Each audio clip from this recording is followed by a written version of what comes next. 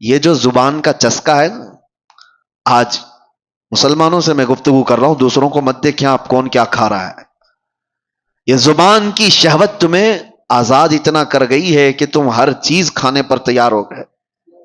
پہلے کے دور میں لوگ بچتے تھے، نان ویج کھانا ہے، گوشت کھانا ہے، تو کتنی تحقیقیں ہوتی تھی کہ کہاں سے آیا، کس کا ہے، کون دیا ہے.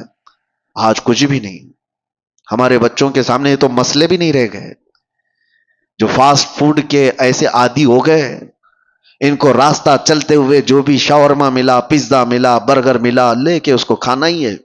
تمہیں پتا ہے، میں جانتا ہوں کئی ایسے لوگوں کو جو کہتے بھی ہیں کہ ہم مردہ مرغیوں کو بیچتے ہیں. مری ہوئی مرغیاں 10 روپے کلو میں لا کر کے اس کا وہ بنا کر کے بیچتے بھی ہیں کئی ایسے لوگ. اگر دوسری قوموں کے ہاں ذبیحہ کا مسئلہ ہی نہیں ہے تو وہ جو کھائیں ہمیں اس سے فرق نہیں پڑتا، لیکن تمہارے لیے رزق کا بہت فرق پڑتا ہے.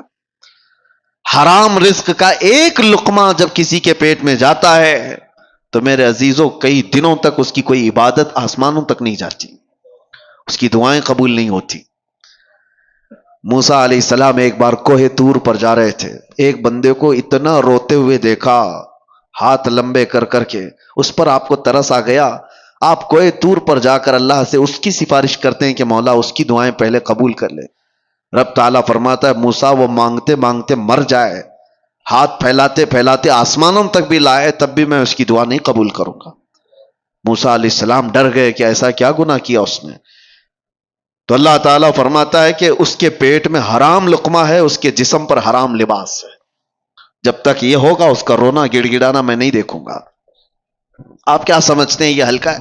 یہ چیز کے کنٹرول ختم ہو گیا ہے، جس کی وجہ سے یہ بے حیائیاں عام ہو گئیں، بدکاریاں پھیل گئیں، لوگ آج تمیز بھول گئے.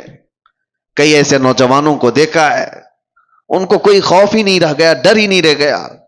رزق کا بہت بڑا اثر ہے میرے عزیزوں.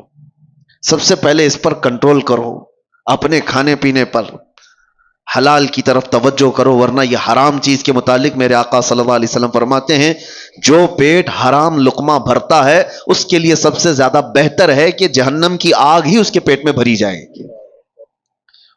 وہ زیادہ مناسب یہی ہے کہ وہ جہنم کی آگ اس کے پیٹ میں بھری جائے گی. لوگ آج بزنس میں بھی، تجارت میں بھی یہ دیکھنا بھی چھوڑ دیے کہ پیسہ کہاں سے آ رہا ہے. لو دبا لو، ساری چیزیں دبا کر رکھو.